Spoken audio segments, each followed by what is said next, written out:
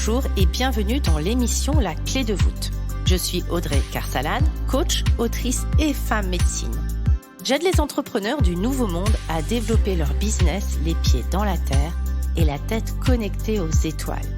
Un lundi sur deux, seul ou accompagné d'un invité, nous parcourons des chemins de vie puissants et singuliers, des réflexions vers une nouvelle vision du mot entreprendre en participant à l'éveil des consciences. La clé de voûte, le trait d'union entre le monde visible et invisible de l'entrepreneur conscient de ses actions et à l'écoute de son intuition.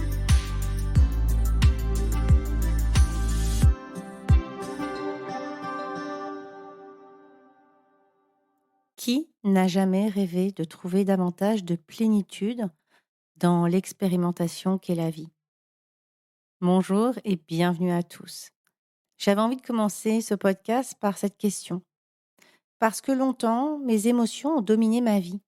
Tantôt, j'étais ivre de bonheur, bien souvent rongée par les doutes, les peurs, et elles ont peu à peu modifié la vision de ma vie.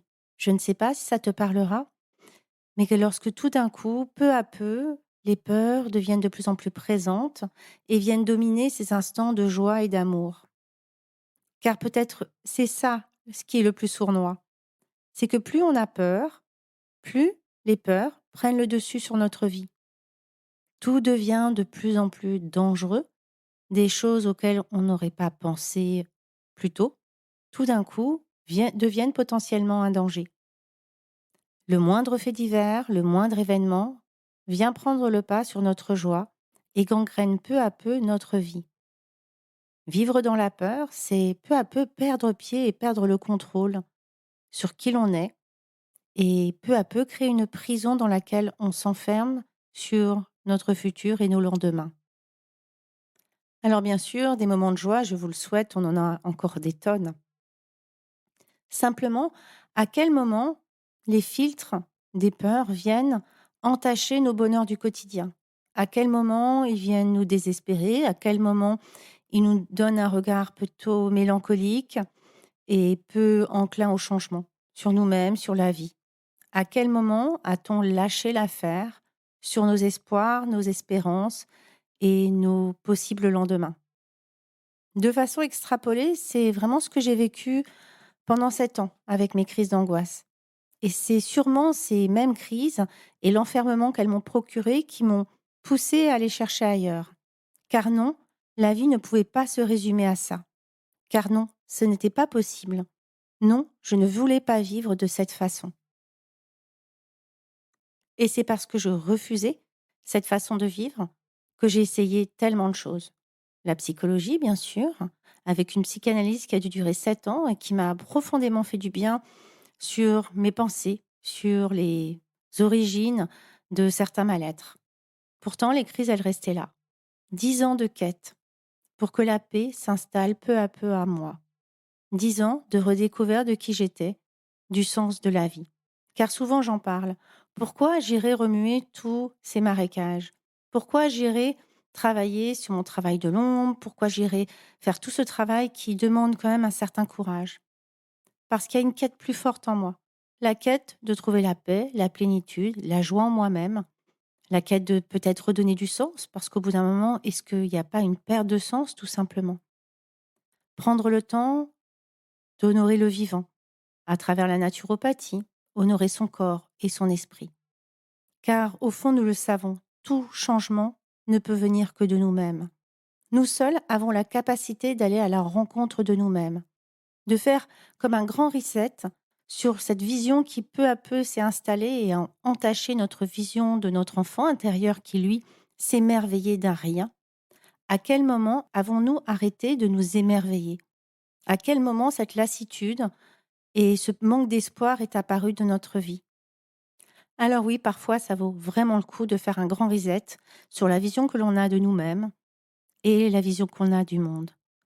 Sur ce chemin, j'ai récemment, ça fait je pense 2 ans, découvert le Human Design, l'EFT, et bien sûr, pour ceux qui me suivent, le chamanisme. Si je ne me laisserai jamais enfermer dans un seul outil, j'ai trouvé que le Human Design m'avait sincèrement accompagnée dans une forme de découverte et de reconnaissance de qui j'étais. Il a fini de venir lâcher en moi toute forme de comparaison et de tentative de ressembler à l'autre. Respecter mon énergie, mon aura, comment je suis perçue, comment les autres me perçoivent, attirer une forme de fluidité naturelle dans ma vie, créer autrement une vie personnelle et professionnelle qui me ressemble et qui respecte pleinement mon écologie intérieure et mon expansion. Car oui, plus je m'autorise à être moi, plus j'attire les synchronicités dans ma vie. Alors au fond, c'est aussi simple que cela? Pas tout à fait. Ce serait oublier le rôle des émotions sur nos humeurs, nos envies. Vous savez, un petit peu cette vague de je suis au top et rien ne me résiste à je suis tellement nulle et je tends à la procrastination. Pourquoi je continuerai en fait? Cette vague incessante qui vient nous faire douter, qui nous démotive en un rien de temps. Et pour cela aussi, bonne nouvelle, il y a un outil fabuleux, l'EFT. C'est une technique de libération émotionnelle qui est une technique qui est basée sur les méridiens de l'acupuncture chinoise, où on vient tapoter, donc il n'y a pas d'aiguille, et on vient réguler le système nerveux tout en laissant pleinement s'exprimer l'émotion qui vient nous manger de l'intérieur. Tout d'un coup, cette peur qui nous envahit et qui vient paralyser notre corps. Alors, l'émotion peut reprendre sa juste place. Donc, finalement, corps, cœur, esprit. On vient travailler sur son mindset, sur la pleine autorisation à installer de la fluidité en soi, à travers le Human Design, pas que, hein. Il y a plein de livres qui nous amènent à mieux nous reconnaître, mieux nous comprendre. Et malgré ça, lorsque les émotions tout d'un coup prennent le dessus, on a la possibilité de les mettre à leur juste place pour que, justement, on puisse continuer à avancer, continuer de croire en nous, continuer de faire preuve d'audace et continuer à mener une vie qui nous ressemble de plus en plus. Donc, je résume. Travailler davantage à la fluidité et à la reconnaissance de nous-mêmes favorise notre expansion pour peu que ce socle soit soutenu par une meilleure appréhension de nos émotions et de toutes ces histoires de fin du monde qu'on se raconte. Alors c'est tout, on y est? Pas tout à fait encore. Corps, cœur, esprit. Il en manque encore un. Et cette découverte, elle vient du chamanisme, du quantique, de l'énergétique, de cette plongée en moi-même. Parce que tout autour de nous est énergie. Nous sommes nous-mêmes énergie. Donc, notre vibration aura un impact sur l'extérieur. Notre vibration aura un impact sur nous-mêmes, à l'intérieur de nous. C'est un peu le concept de la manifestation dont on entend pas mal parler. Je manifeste une nouvelle réalité à partir de vibrations. Bien entendu, le sujet est bien plus complexe parce qu'on peut vibrer quelque chose pleinement si notre pensée racine, la pensée primaire de ce qu'on veut, n'est pas en lien avec la vibration, alors ça ne fonctionne pas. Ce que je veux expliquer, c'est que je peux vibrer l'abondance amoureuse, par exemple, si la racine profonde de cette pensée complètement parfois inconsciente et que je ne mérite pas l'amour, je pourrais vibrer autant que je veux cette abondance amoureuse, elle n'arrivera pas. Et si on commençait doucement à lâcher certaines croyances dans le champ quantique et à venir rassembler des nouveaux morceaux, des nouvelles parties de nous-mêmes, laisser partir ce qui ne nous correspond plus avec un travail de libération pour venir peu à peu réencoder nos cellules avec des nouvelles informations. Et là, cette fois, on y est, corps, cœur, esprit. Et c'est tout l'objet de la trousse magique que j'ai lancée dernièrement. Une trousse qui, elle va pas vous changer la vie forcément en une journée, parce que c'est une pratique quotidienne. On parle du yoga, on parle notamment du chamanisme, emprunter la voie du chamanisme, emprunter aussi cette voie de travail énergétique sur soi-même, sur ses pensées et sur ses émotions, est quelque chose que l'on peut pratiquer au quotidien. Parce que peu à peu, effectivement, une nouvelle routine, une nouvelle vision s'installe. Corps, cœur, esprit. Je travaille sur mes pensées pour qu'elles arrêtent de venir influencer mes actions. Je travaille sur mes émotions pour comprendre à quel point, finalement, elles s'emballent toutes seules et les remettre à leur juste place. Parce que 80% du temps, nos émotions ne sont pas liées à un vrai danger. Et l'énergétique, pour venir peu à peu aller changer cette version de nous-mêmes, la réactualiser au présent et non plus avec toutes nos histoires du passé. Réencoder nos cellules et créer un nouveau potentiel pour le futur, pour le présent aussi d'ailleurs. Et si, en travaillant sur cet ensemble de 3 choses simples, corps, cœur, esprit, passé, présent, futur, alors il était possible d'aller déployer notre plein potentiel, qui l'on est vraiment. Le plus haut potentiel dont on parle dans le chamanisme, c'est cette version de nous-mêmes, non entravée par nos pensées, par nos émotions, par toutes ces histoires qu'on se raconte. Je vous souhaite le plus haut des potentiels, car nous venons tous et nous sommes la source. Nous sommes tous aimés de façon inconditionnelle et nous pouvons tout avoir. Peu à peu, en venant changer ce process corps, cœur, esprit, passé, présent, futur, il devient alors possible d'aller créer une nouvelle réalité. Comme si, ce matin, tu te réveillais et tu étais une nouvelle toi.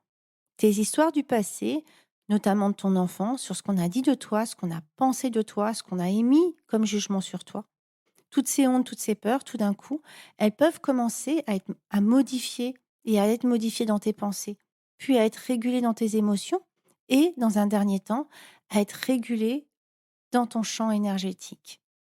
Je te souhaite une belle libération, je te souhaite sincèrement de trouver l'expérimentation dans la joie. L'expérimentation dans la joie, l'expression ne vient pas de moi, elle vient du lama que je suivais lorsque j'écoutais les enseignements bouddhistes. Et au départ, cette expérimentation dans la joie, il y a 10 ans, quand il m'en parlait, je me disais: «Oui, OK. Donc il faudrait, il y a qu'à Faucon, expérimenter dans la joie». Sauf que je n'y arrivais pas. Trop d'émotions, trop de peurs, trop de pensées paralysantes. Et aujourd'hui, j'en comprends enfin l'essence. Je comprends comment, sur un même problème, je peux avoir une perspective totalement différente. Je peux choisir de voir les synchronicités et la magie, même dans quelque chose qui, franchement, a été assez douloureux à vivre sur l'instant. Comprendre qu'il y a toujours un enseignement derrière pour moi et donc un cadeau. Comprendre que je ne suis pas mon passé, que je suis qui je suis aujourd'hui et tous les potentiels futurs. Comprendre que la joie de l'expérimentation, c'est un doux mélange peut-être de lâcher prise sur ce que je ne peux contrôler et d'action pleine, le cœur ouvert et vibrant sur mes futurs pleins potentiels. Je ne peux pas contrôler toutes les formes d'expérimentation. En revanche, je peux contrôler ma façon d'y répondre. Alors, il y a 10 ans, je luttais franchement pour trouver un sens à ces expérimentations, pour trouver cette capacité de répondre. J'avais l'impression de nager dans un océan déchaîné à contre-courant. Ces 3 éléments, corps, cœur, esprit ou mindset, donc avec le Human Design, l'EFT pour les émotions et le chamanisme pour la réintégration de qui je suis de façon intracellulaire, a été une forme de paix intérieure qui me permet du coup d'avoir des émotions et un mindset plus confiant, plus audacieux. Et donc ça a un impact bien entendu dans ma vie parce que je suis confiante, parce que je fais confiance à mes guides, parce que je me fais confiance et que je crois davantage en moi, j'ose expérimenter et j'arrête de me faire toute petite. Donc bien entendu que je suis plus visible. Bien entendu qu'il y a des changements dans ma vie, professionnelle et personnelle, parce que c'est de ça dont on parle. Souvent, je m'adresse à des entrepreneurs. Je les aime beaucoup, c'est vrai que j'ai une profonde tendresse, notamment pour toutes les personnes qui sont dans le bien-être, qui accompagnent l'autre. Parce que c'est un sacré job d'accompagner et de soutenir l'autre dans son expansion. Simplement, le travail qu'on fait dans notre business, il a bien entendu un impact dans notre vie. C'est pour ça que lorsqu'on me pose la question de est-ce que cette trousse magique, ce programme que je sors, s'adresse également aux gens qui ne sont pas entrepreneurs, la réponse est oui.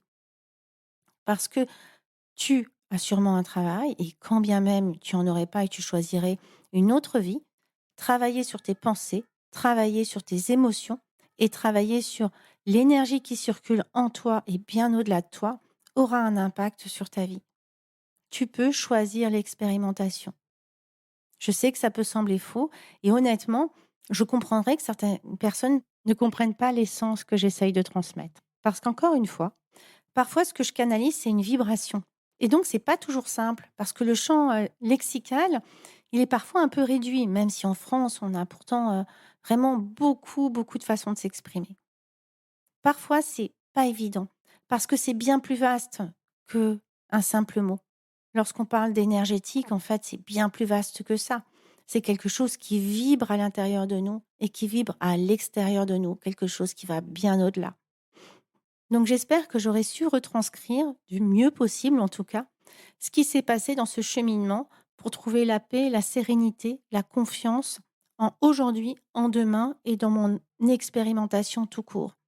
Cette capacité de savoir que tout est juste, cette capacité de savoir que je peux tout avoir et qu'il ne tient qu'à moi, qu'à changer au fur et à mesure mon énergie, mes pensées et mes émotions pour m'ouvrir à d'autres possibles.